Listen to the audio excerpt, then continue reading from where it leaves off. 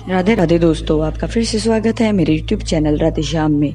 आज हम आपको एक नया अध्याय, एक नया पुराण सुनाएंगे जिसका नाम है सुख सागर। वो सुनाने से पहले मेरी आप सबसे विनती है कि आप मेरे चैनल को लाइक, सब्सक्राइब और शेयर करना ना भूलें, ताकि हम आपके लिए अच्छी अच्छी पुराने ला सकें। राधे राधे। राधे राधे दोस्तों, आपका फिर से स्वागत है मेरे YouTube चैनल राधे श्याम में। आज हम आपको आगे की कथा सुनाते हैं, भगवान श्री रामचंद्र जी की कथा। श्री सुखदेव जी बोले, हे राजन, खटवांग राजा के कुल वंश में राजा महाराज अयोध्यापति दशरथ उत्पन्न प्रतापी हुए, अत्यंत प्रतापी हुए। महाराज दशरथ जी के यहाँ पर ब्रह्म परमेश्वर के अवतार श्री कृष्ण जी, कौशल्या जी के गर्भ से तथा शेषनाग जी के अवतार लक्ष्मण जी और शत्रुघ्न जी सुमित्रा जी के गर्भ से एवं भरत जी रानी कैकेयी जी के गर्भ से उत्पन्न हुए। हे राजन, महर्षि वाल्मीकि जी ने उनके चरित्र का वर्णन अपने रामायण में सम्यक प्रकार से किया है, किंतु मैं उनकी कथा संक्षेप में आपको सुनाता हूँ। ध्यान से सुनो। प्रभु श्री रामचंद्र जी ने बचपन में मारीच और सुबाहु आदि राक्षसों को मारकर ऋषि विश्वामित्र के यज्ञ की रक्षा की तथा फिर ऋषि विश्वामित्र और भाई लक्ष्मण जी के साथ जनकपुर में जाकर भगवान शिव जी का धनुष तोड़कर सीता जी के साथ विवाह किया। फिर इसके पश्चात अपने पिता महाराज दशरथ की आज्ञा से 14 वर्ष के लिए वन में गए। वहां पर प्रभु श्री रामचंद्र जी ने रावण की बहन सुपर्णखा की नाक कान काट कर 14,000 राक्षसों सहित खुरप व दूषण को भी मार दिया। रावण को जब यह पता चला तो उसने योगी का भेष धारण कर भिक्षा मांगने के बहाने सीता जी को हर लिया। इसके बाद श्री रामचंद्र जी ने पक्षी राज जटायु से, जिसे रावण ने घायल कर दिया था, उससे रावण द्वारा सीता जी के हरण का पता चला।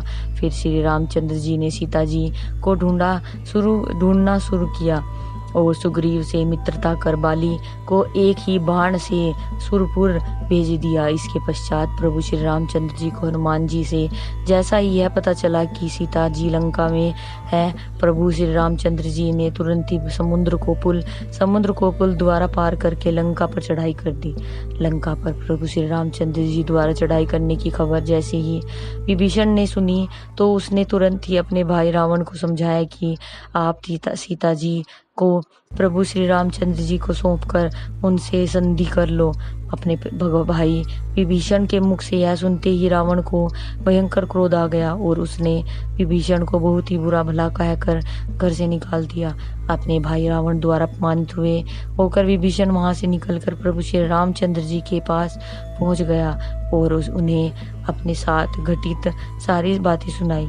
विभीषण जी की बात सुनकर प्रभु श्री रामचंद्र जी ने उन्हें ढाढ़स बंधाया और विभीषण जी को उसी समय लंका का राजा घोषित कर दिया। फिर प्रभु श्री रामचंद्र जी ने विभीषण, लक्ष्मण, हनुमान, सुग्रीव, जामवंत, अंगद, नल और अनेकों रीछ एवं भालुओं सहित लंका पर आक्रमण कर कुंभकर्ण, मेघनाथ सहित अन्य राक्षसों के साथ रावण को सुरपुर भेज दिया। ये राजा परीक्षित, लंका पर विजय के पश्चात प्रभु श्री रामचंद्र जी विभीषण का राज तिलक कर सीता जी, लक्ष्मण जी और समस्त सेनापतियों, रीछ, भालू सहित पुष्पक विमान में बैठकर अयोध्यापुरी को चल दिए। जैसे ही प्रभु श्री रामचंद्र जी अयोध्या पहुंचे, उनके छोटे भाई भरत जी ने तुरंत उनकी कोली भर ली। प्राणों से प्रिय भाई भरत से मिलने के पश्चात प्रभु श्री रामचंद्र जी ने गुरु वशिष्ठ जी और माताओं के चरण छूकर सबको प्रणाम किया। फिर प्रभु श्री रामचंद्र जी गुरु वशिष्ठ जी की आज्ञा से शुभ मुहूर्त से सिंहासन पर बैठकर धर्मपूर्वक प्रजा का पालन करने लगे। प्रभु जी रामचंद्र जी सदैव अपनी प्रजा का ध्यान रखते थे। श्री सुखदेव जी बोले, हे राजन, रामचंद्र जी को जब धर्मपूर्वक राज्य करते हुए कुछ दिन बीत गए तो एक दिन की बात है कि प्रभु श्री रामचंद्र जी अपनी प्रजा का हाल जानने के लिए भेष बदल कर रात्रि में महल से निकले।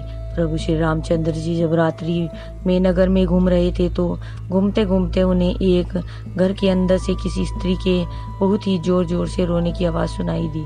वह स्त्री इतनी जोर जोर से क्यों रो रही है, यह जानने के लिए वह उस घर की दीवार से कान लगाकर खड़े हो गए।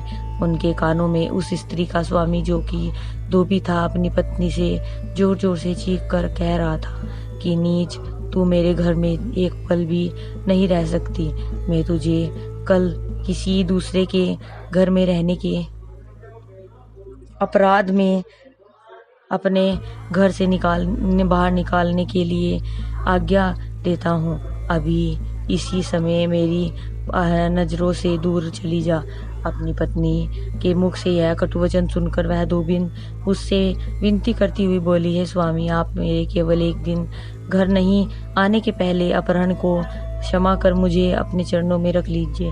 अपनी पत्नी के मुख से यह सुनते ही वह धोबी क्रोध में चीख कर अपनी पत्नी से बोला, अरे निर्लज, मैं रामचंद्र नहीं हूँ जिसने सीता को 1 साल रावण के घर में रहने पर भी सीता को अपने घर में रख लिया।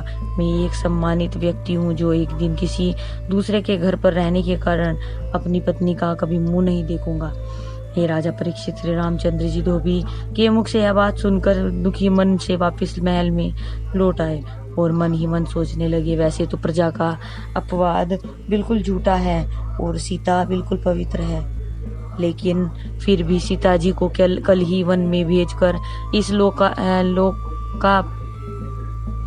लोकापवाद को समूल नष्ट करना चाहिए। यह सोचकर श्री रामचंद्र जी ने प्रातःकाल ही तीर्थ यात्रा के बहाने सीता जी को रथ पर बैठाकर लक्ष्मण जी द्वारा वन में भेज दिया। फिर लक्ष्मण जी जैसे ही सीता जी को लेकर महर्षि वाल्मीकि जी के आश्रम में पहुंचे, तब उन्होंने सीता जी को रथ से उतार कर सिसकते हुए सारी बातें विस्तार से सुना दी। लक्ष्मण जी के मुख से यह बात सब सुनकर सीता जी इसे प्रभु इच्छा जान लक्ष्मण जी से बोले, हे लक्ष्मण, प्रभु श्री रामचंद्र जी से मेरा हाथ जोड़कर प्रणाम कहकर यह कहना कि मुझ वियोगिनी के समस्त अपराध क्षमा कर सदैव कृपा दृष्टि रखते रहे। वैसे प्रभु रामचंद्र जी ने मुझे गर्भवती को वन में भेजकर उचित नहीं किया, लेकिन शास्त्रकारों का कथन है कि स्वामी के दंड देने पर भी सदैव उनकी ही सेवा करनी चाहिए, क्योंकि पति तो परमेश्वर होता है। इसलिए उनके द्वारा ऐसा व्यवहार करने पर भी मैं सदैव उनका ध्यान करके वियोग के दुख को सुख समझती रहूंगी। आज की कथा हम यही समाप्त करते हैं, आगे की कथा आपको कल सुनाएंगे। राधे राधे राधे राधे राधे राधे, जय श्री कृष्ण। अगर आपको मेरी वीडियो अच्छी लगी तो बेल आइकन दबाना ना भूलें, ताकि आपको मेरे आने वाली वीडियोस का नोटिफिकेशन मिलता रहे। धन्यवाद। ओम नमः शिवाय।